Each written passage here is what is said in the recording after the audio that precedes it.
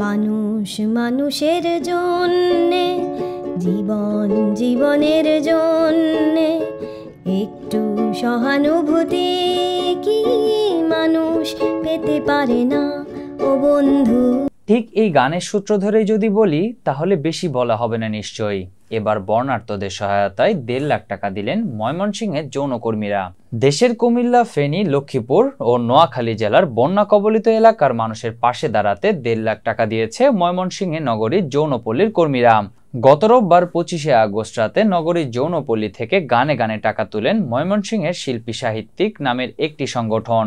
সংগঠনের প্রধান কবি শামীম আশরাফ বলেন, দেশের বিভিন্ন অঞ্চলে ভয়াবহ বন্যা দেখা দিলে বর্ণাঢ্যদের সহায়তায় গান গেয়ে গিয়ে শহরের বিভিন্ন অঞ্চল থেকে বাক্সে করে টাকা সংগ্রহ করে আসছে ময়মনসিংহের শিল্পী সাহিত্যিক। এসব ভিডিও সামাজিক যোগাযোগ মাধ্যম ফেসবুকে পোস্ট করলে যৌনপল্লীর কর্মীরা বর্ণাঢ্যদের সহায়তা প্রকাশ করার ইচ্ছা প্রকাশ করেন।